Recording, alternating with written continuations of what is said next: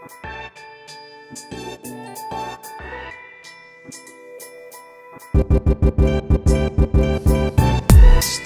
So, first things first. Well, this is all obvious things, but I just want to point it out. An unconfirmed transaction is a transaction that is not included in a block.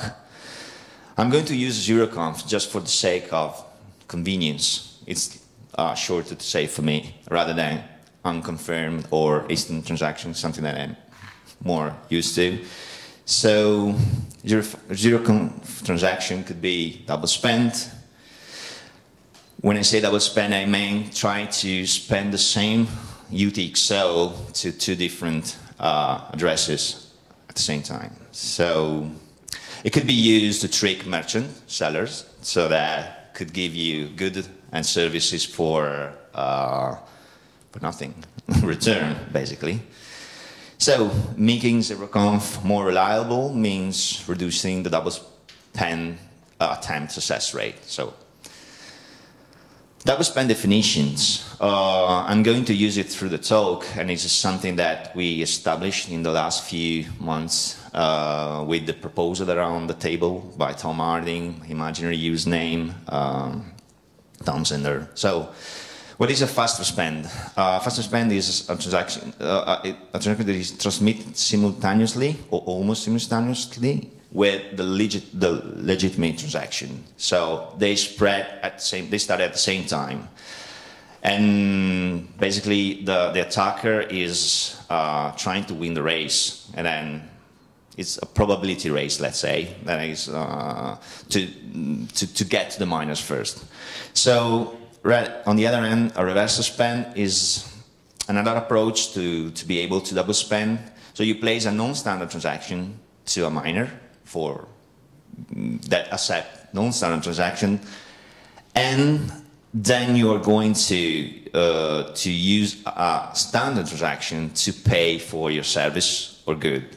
In that way, all the P2P network are not aware of the non-standard transaction, because those kind of transactions are not relayed, and your probability to be able to double spend the legitimate transaction increased, because the first chain rule in this case is on your side, because the miners got the non-standard transaction first.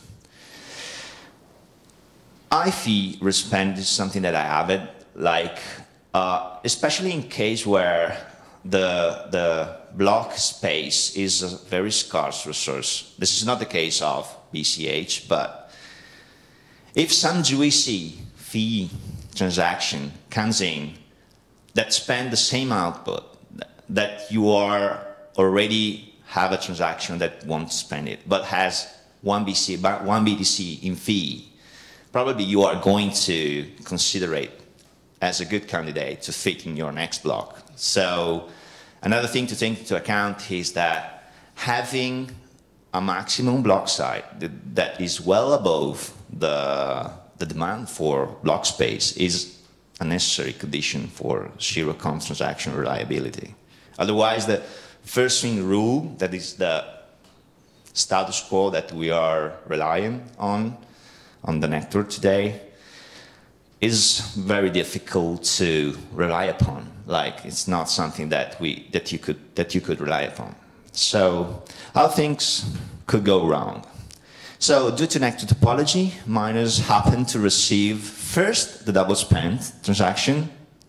So the attacker basically win the probability race. This is just a probability race. In the faster spend case, both transactions are relayed at the same time, and for just a chance, the transaction got first the mempool of the miner that is going to produce the next block. So this is the first case. Or, like I said before, the attacker managed to send a double spend via non-standard transaction to a miner before he broadcasts the legitimate transaction to the network. In this case, he obviously wins, because following the first chain rule, the miner is going to accept that transaction to be included in the block rather than the legitimate transaction. And then there is thinning attack. This requires colluding miners that basically withhold a block with your spend or included in the block.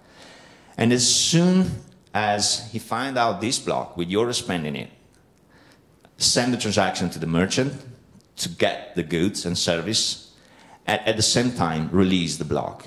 This kind of attack is expensive, of course, because you are going to risk to lose your mining reward, but I guess that for some kind of purchases could be something that, I don't know, worthy to do, but I don't think it's the frequency of this kind of attack is approaching to zero, in my opinion, but this is something that I wanted to list. So, key factors in considering zeroconf reliability. So, first thing rules, that means that the first transaction that has been seen from miner that spent a UTIC, so is the one that is going to be included no matter what. Propagation time, I mean, not block propagation time, but how the transaction flow through the P2P network. The fee structure, because fee structure could have an influence on how the mempool are similar across the P2P network. So if my Ming relay fee is 2 Satoshi per byte, I'm not going to relay all the transaction that comes with a lower fee. And if my respend has a higher fee than legitimate transaction, it could be that the double spend transaction is going to be included in the mempool of the miner rather than the legitimate transaction. All network partitioning, all the techniques that you could find to have the nodes that you want to attack to have a different vision, a different view of the network rather than the rest of the P2P network, a Sybil attack, if you will. Oh, standardness. This is another key point because, like I said before, a transaction is relayed only if it's considered standard.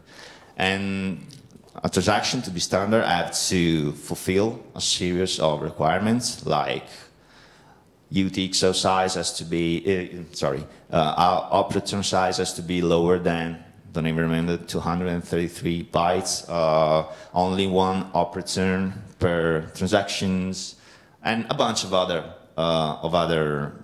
stuff.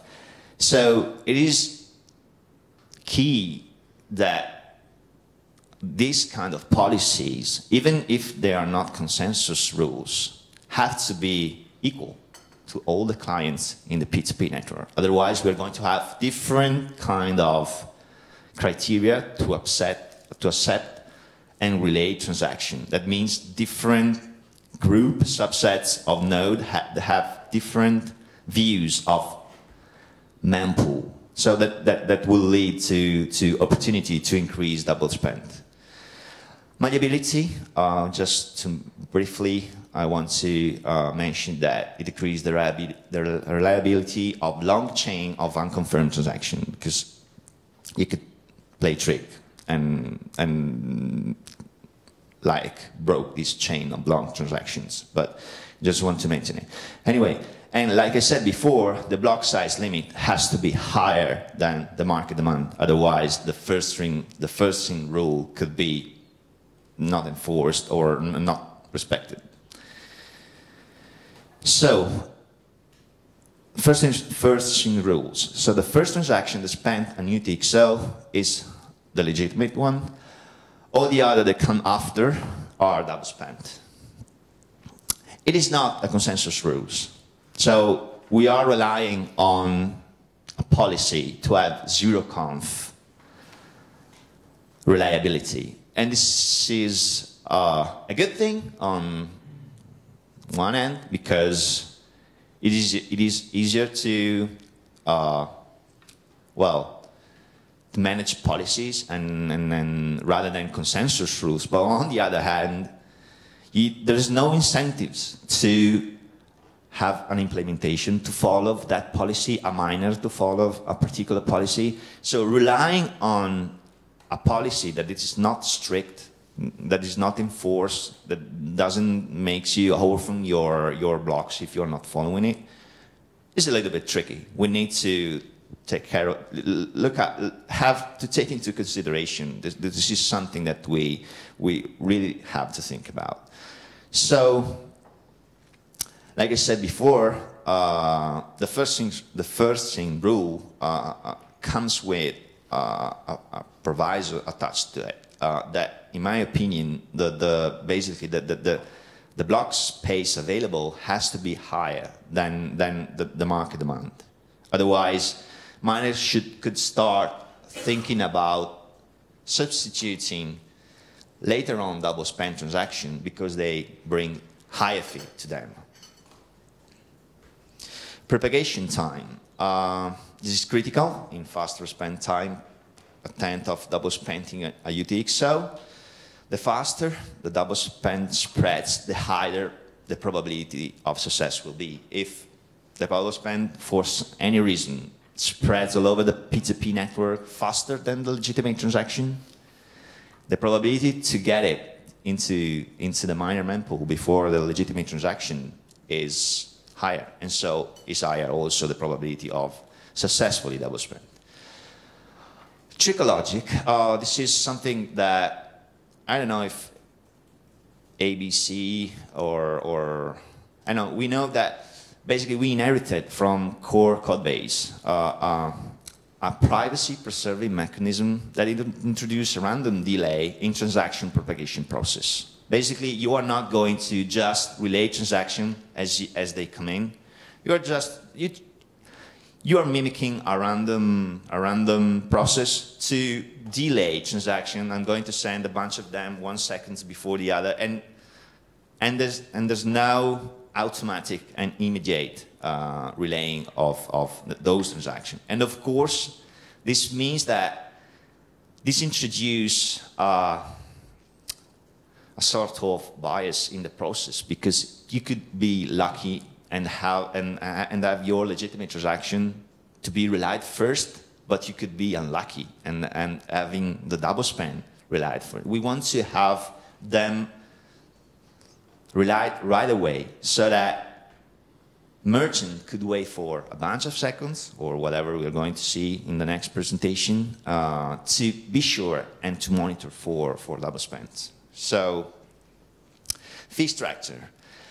Well, this is one of the ways to get this homogeneity in mempool structure. If my client is not going to relay transactions that have a too low fee rate, whereas the rest of the network is going to relay that kind of transaction without any problem, that means that we have a partitioning of the network, and every time that we have a partitioning of the network, we increase the chance of having a double spend.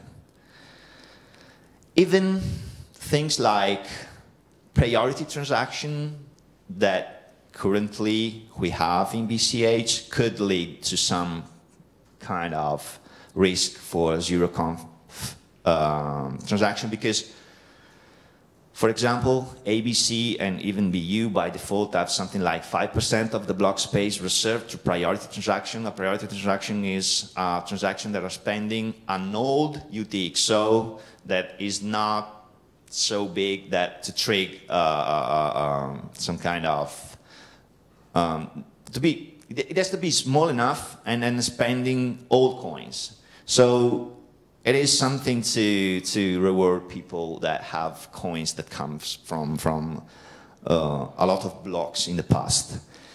And if I'm going to reserve 5% of my block size for that kind of transaction, whereas another client reserve 50% rather than 0, my transaction, again, the mempool of the two implementation will be different in the same condition. And this means that we are going to increase the probability of double spend.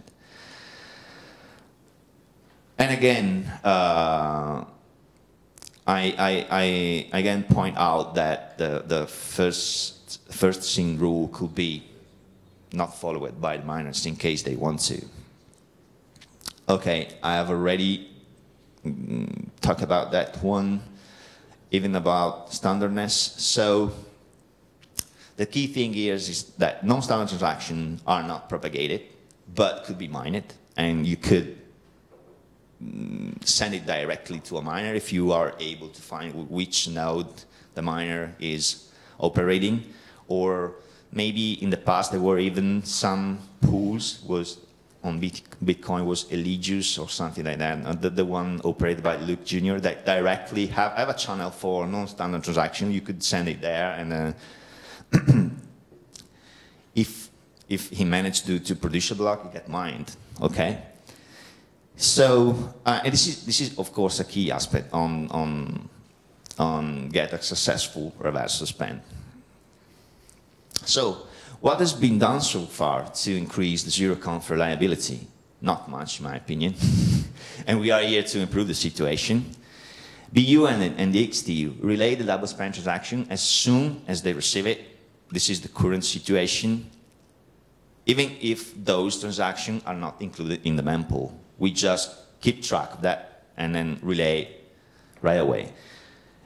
And you can see it as a way to simulate the alerts that Satoshi was describing in the white paper. Because if you are going to monitor for double spend, that for transaction that spend the same UTXO you have already a transaction in, you could like, yeah, it's a way to simulate an alert. You are watching for transaction that came later and try to spend a transaction that you already have. So this is the status quo. There's no in the code base that I'm aware of.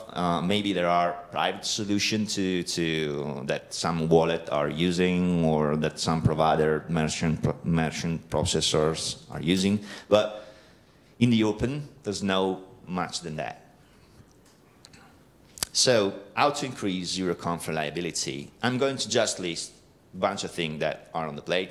Satoshi's way, well, this is the status quo. This is what we're going to, what we do every day. I'm going to describe it, to talk about it in the next slide. Then there's the super standard immediate transaction from Tom Harding. Then there is standard priority and double spend proof by Tom Zender and imaginary username. Zeroconf forfait, I don't know the pronounce of that word from how many. And then there is pre-consensus techniques like weak blocks and avalanche. So what's the Satoshi's way? Well, use the first thing rule. The merchant should blast the transaction out as soon as it's there is I didn't write it properly. Anyway, as soon as you receive a transaction, you just spread it out, and then wait a bunch of seconds and monitoring the network for double spend.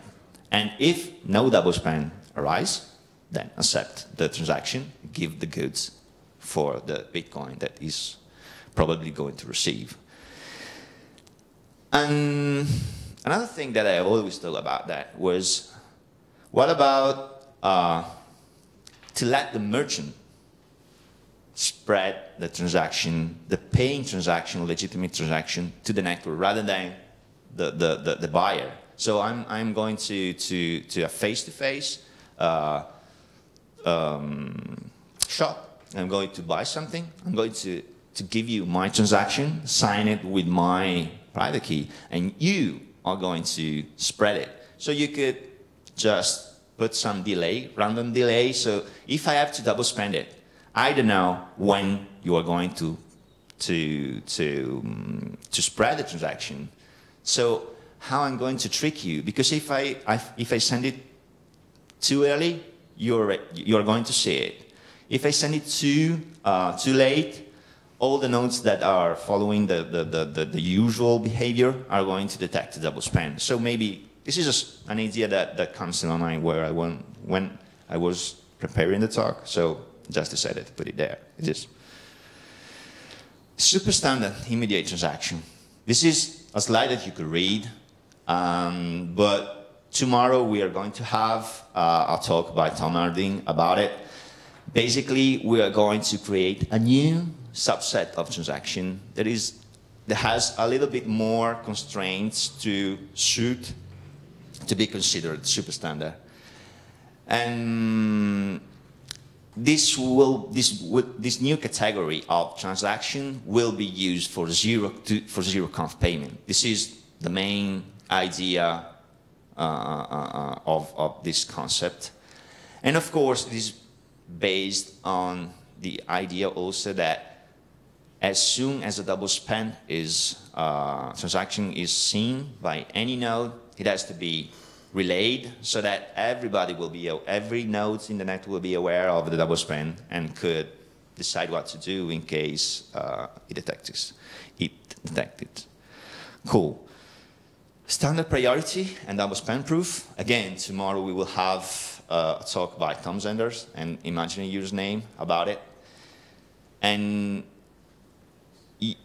And those two people are the ones you need to ask anything about this new idea. Basically, is rather than relaying the double spend transaction in total, in its entirety, they're using some part of it to create a proof that people could use as an alert to detect the double spend. Well, then there is how many proposals that leverage a new opcode that we're going to activate in November. Maybe, I don't know.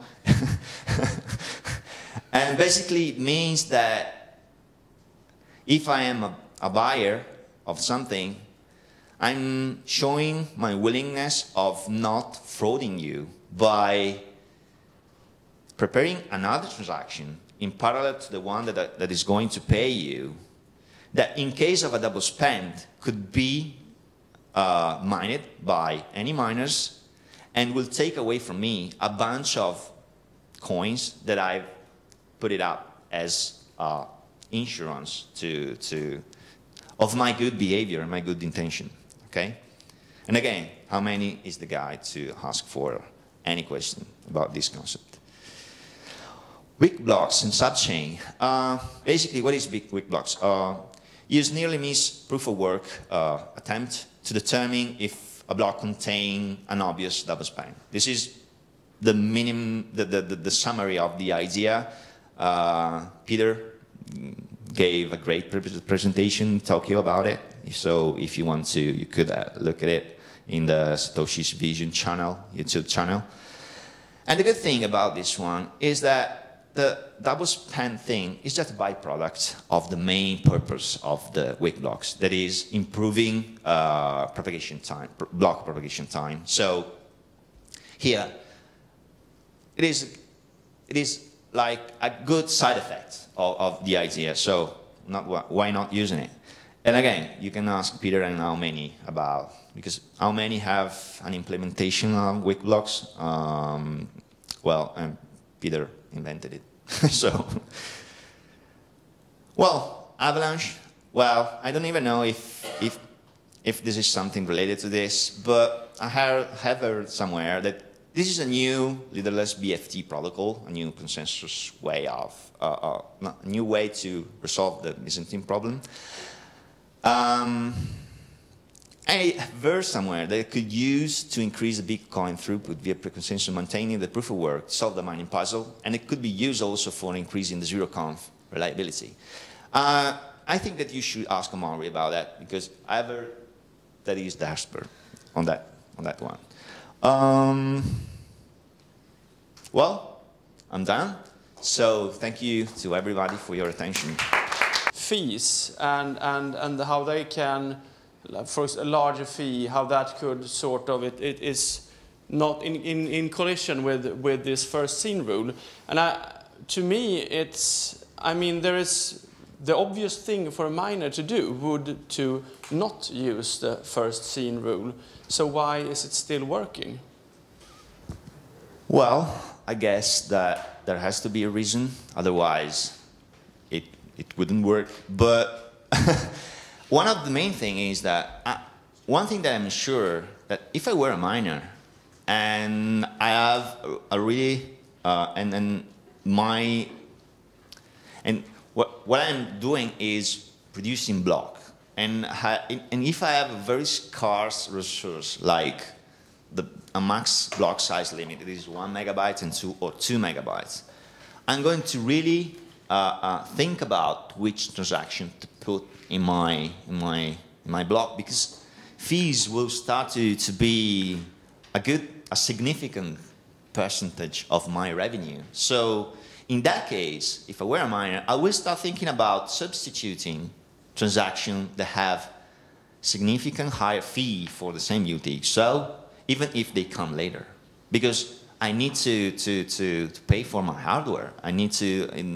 You have to take into account that I don't know how long do they have to have back day investment in terms of return on investment, 6 months, 18 months, I don't know. So, well, if we have this kind of constraint, the first thing rule basically is that, in my opinion. On the other hand, I think that probably they still follow it even if they had the chance to have higher fee, because maybe they have a long-term vision on the fact that there is so high limit in terms of the block size, give them the opportunity to be, you could say altruistic, but I would say more focused on long-term success of the chain that they are mining. So this is a guess, but maybe other people, yeah. Josh or. Yeah. So I mean, it's funny because you need the mic before on the video. Yeah, so I think you hit on it kind of at the very end, but this was, I think it was like Peter Todd who propagated this idea early on, and he was like, oh, it's basic game theory, right? It's you just want to maximize the value of the next block, so you're gonna, take whatever transaction pays you the highest fee and call it a day. And like years went by, and Peter Todd was like, this is going to happen any day now. Like miners are going to start doing this any day now. And years went by and they didn't do it, right? Yeah. And it was funny when they didn't do it, then all of a sudden Peter Todd started pushing put it in the code by default. He's like, oh, they didn't do it, so we better make sure that it gets in the code. So, but I mean, there's a reason why they don't do it. And again, we can't say for certainty what that is, but I think it's like, you're trying, as a miner, I don't know if maximize the value of the next block is your strategy, right? You want to maximize the value of your mining equipment over the life of your mining equipment. And I think clearly a network that's more valuable is going to maximize the value of your mining equipment, not a network that's less valuable. And I think we're all here because we think a network where you can make instant transactions is more valuable than one where you can't do it. So I think that basic analysis of let's just maximize the value of the next block that Peter Todd puts out is very basic, right? And I don't think it's captures everything that's going on. Oh, take that one. Okay, I just want to point out that game theory-wise, like right now, the miners make almost all their revenue from block rewards, and so if they make a couple bucks more on fees, that would endanger the value of the block rewards after 100 blocks. They're not going to do it.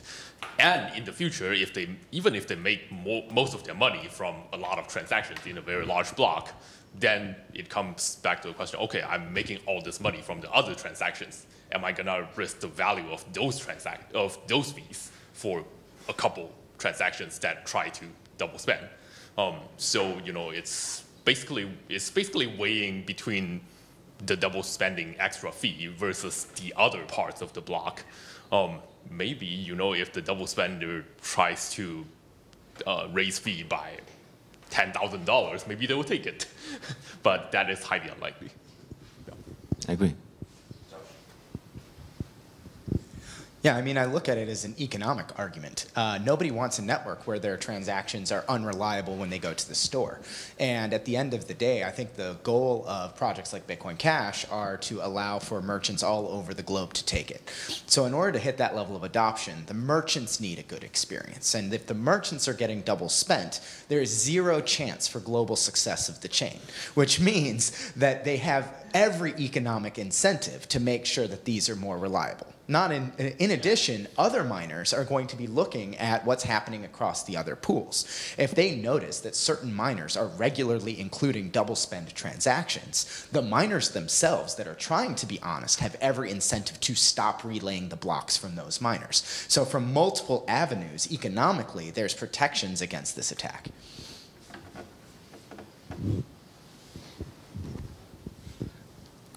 I just want to add that although we don't know for sure why miners don't typically violate the first seen rule, the problems that Andrea put up on the screen, which are the main ones, which are fast respend and reverse respend, are problems that happen even if the miners are totally honest. And so, and we have several good ideas about how to fix them. So even though we don't necessarily understand everything, we do know how to make it better. So that's why I'm glad that we're here to work on that. Cool. Just one quick more question, then we're moving on to the next presentation. Hi, I just wanted to comment.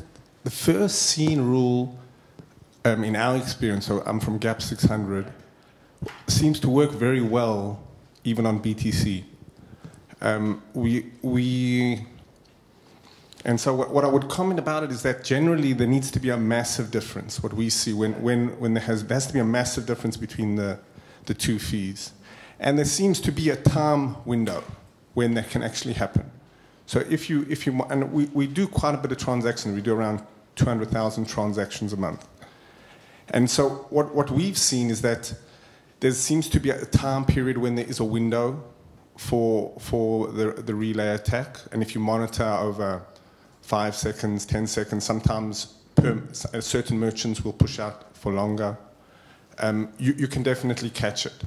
What I think that there might be on the miner backend happening is that I don't think it's that simple, or there's complications for miners because miners are pools. So it's not one hardware sitting and doing the hashing.